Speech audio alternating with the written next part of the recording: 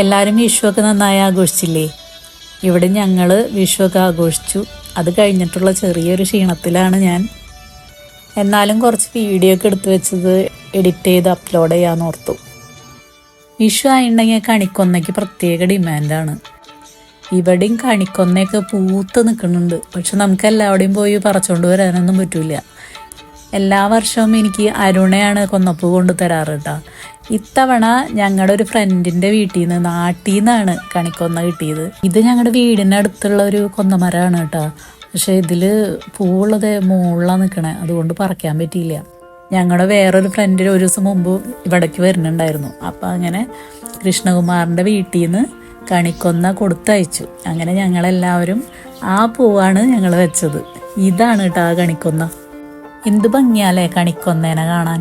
പ്രത്യേകിച്ചൊരു മണമൊന്നുമില്ല, പക്ഷെ ഇങ്ങനെ സ്വർണ്ണവർണ്ണത്തിൽ കൊല കുത്തി തൂങ്ങിക്കെടുക്കണ കാണാൻ എന്ത് രസമാണ്. മണിമണി പോലെ നല്ല ഭംഗിയുള്ള കാഴ്ച തന്നെയത്. ഇനി അടുത്ത മെയിൻ പരിപാടിയാണല്ലോ സദ്യ.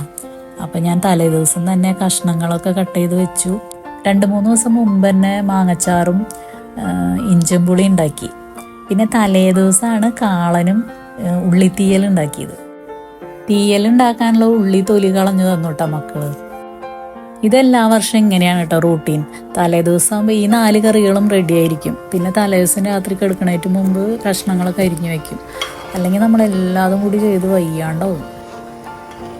അപ്പോൾ എല്ലാ പ്രാവശ്യത്തെയും പോലെ വിഷുവിനന്ന് രാവിലെ വിഷുക്കട്ട ഉണ്ടാക്കാൻ തുടങ്ങി.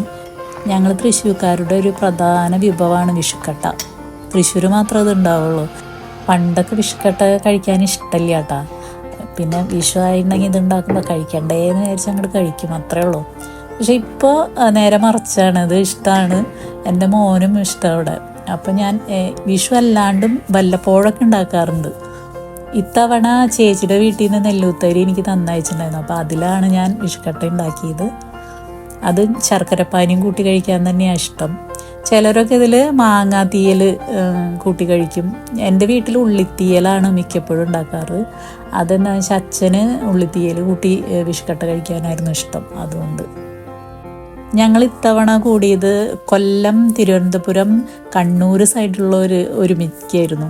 അപ്പോൾ എൻ്റെ വീട്ടിലാണ് വിഷു സദ്യ ഒരുക്കിയത് വീട്ടിലാണ്. പക്ഷെ ഞാൻ കുറച്ച് കറി വെച്ചു.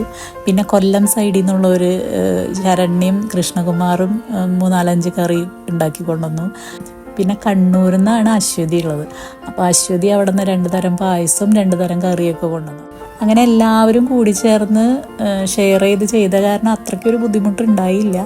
അങ്ങനെ എല്ലാവരും കൂടി നല്ലൊരു സദ്യ ഉണ്ടാക്കി നല്ലൊരു വിഷു ആഘോഷിച്ചു. അതുപോലെ തന്നെ വിഷുക്കട്ട ഇവരെല്ലാവരും ആദ്യമായിട്ടാണ് കഴിക്കണേ കേട്ടോ. അപ്പോൾ അവർക്ക് ശർക്കരപ്പാനി ഒഴിച്ച് വിഷുക്കട്ടയൊക്കെ കൊടുത്തു. അപ്പോൾ അവർക്കൊക്കെ ഇഷ്ടമായി. അതേപോലെ ഞാനും ഒരു പുതിയ ഐറ്റം ട്രൈ ചെയ്തു.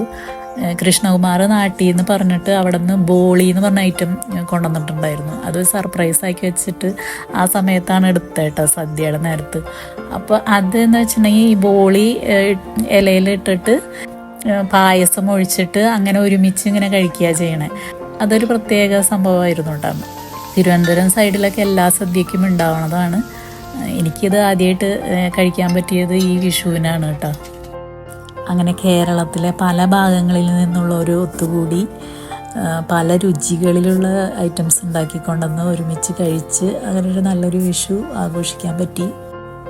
നമുക്കെല്ലാവർക്കും അറിയാം സദ്യ വിളമ്പണേനും അത് കഴിക്കണേനും ഒരു പ്രത്യേക ചിട്ടവട്ടങ്ങളൊക്കെ ഉണ്ടെന്ന്. പക്ഷെ ഇതൊന്നും ഞാനിതുവരെ ഫോളോ ചെയ്തിട്ടില്ല. ചേട്ടനും അത് അങ്ങനെയൊന്നും അറിയില്ല. വിഷുവിന് ഇവിടെ വിളമ്പിയത് രാജേഷും കൃഷ്ണകുമാറും കൂടിയിട്ടാണ് കേട്ടോ. അപ്പോൾ അവർക്ക് കറക്റ്റ് അറിയാം ഇതിൻ്റെ ചിട്ടകളൊക്കെ.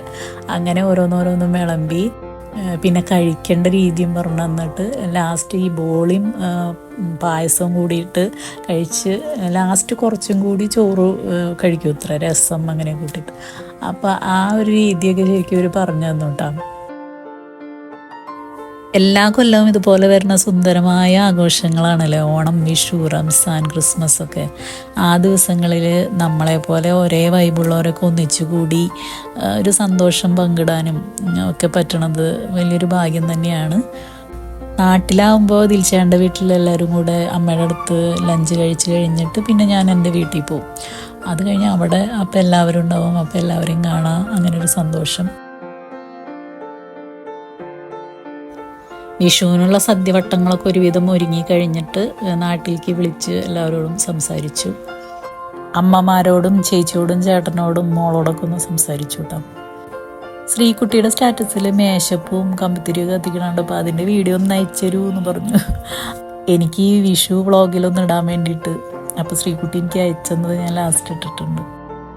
എനിക്കിതിൽ കമ്പിത്തിരി മത്താപ്പ് അതിലൊക്കെ ഏറ്റവും ഇഷ്ടം മേശപ്പൂ കത്തണത് കാണാനാട്ടോ. അതിപ്പോഴും അത് കത്തുമ്പോൾ ഒരു ഇഷ്ടം തോന്നാറുണ്ട്. അങ്ങനെ ഇത്തവണത്തെ വിഷുദിനം ഇങ്ങനെയൊക്കെയായിരുന്നു.